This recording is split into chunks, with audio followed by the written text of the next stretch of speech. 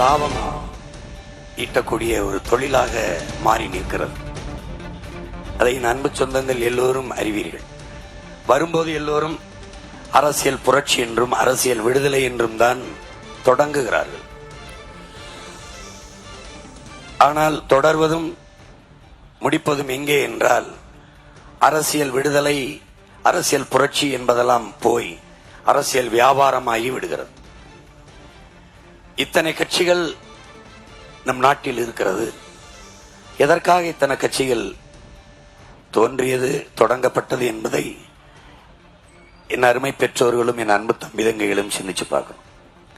ஏற்கனவே ஆட்சி அதிகாரத்தில் இருக்கிற கட்சிகளின் அரசியல் கோட்பாடு, நிலைப்பாடு, ஆட்சி இது சரியில்லை என்று ஒரு மாற்று மாற்று மாற்று என்கிற போது எதிலிருந்து மாற்று?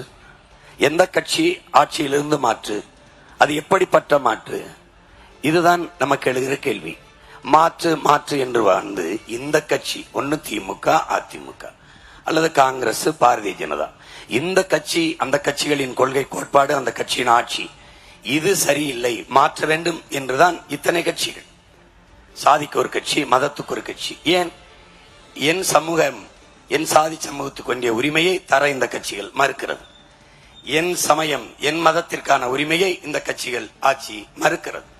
அதனால் நான் அதை பெறுவேன், என் சமூக மக்களுக்கு, என் சாதி மக்களுக்கு உரிமை பெற்று தருவேன் என்று கட்சிகள், இயக்கங்கள் தொடங்கப்படுகிறது. இந்த கட்சி ஆட்சிகளிலிருந்து ஒரு மாற்று என்று பல இயக்கங்கள் தொடங்கப்படுகிறது. ஆனால் எந்த கட்சி ஆட்சி இவர்களுக்கான உரிமையை மறுத்தது, தரவில்லை என்று தொடங்கினார்களோ அதே கட்சி ஆட்சிகளோடு தேர்தல் வரும்போது தேர்தல் உடன்படிக்கை வைத்து அந்த கட்சிகளுடைய கூட்டணி வைத்து அவர்களுடைய வெற்றிக்கு இவர்கள் எல்லாம் சேர்ந்து பாடுபடும் போது மாற்று என்பது பெருத்த ஏமாற்றாகி விடுகிறது. எந்த கோரிக்கையை நிறைவேற்ற இவர்கள் அரசியல் இயக்கத்தை தொடங்கினார்களோ அந்த கோரிக்கை நிறைவேற்றப்படாமல் அங்கேயே செத்து போகிறது. இப்ப குறிப்பாக மது ஒழிக்கிறதுக்கு ஒரு மாநாடு என்றால் மதுவை ஒழிக்காமல் மதுக்கடை திறந்து வச்சு நடத்தி கொண்டிருக்கிற கட்சிகளுடைய மறுபடி தேர்தலில் கூட்டணி வைத்தால் எப்படி கோரிக்கை நிறைவேற்றப்படும்? அவன் என்ன எங்க வேணாலும் போராடிட்டு திருப்பி நமக்கு தான் சீட்டு வருவான், அந்த கோரிக்கை நிராகரிப்பார்கள், ஏற்க மாட்டார்கள்.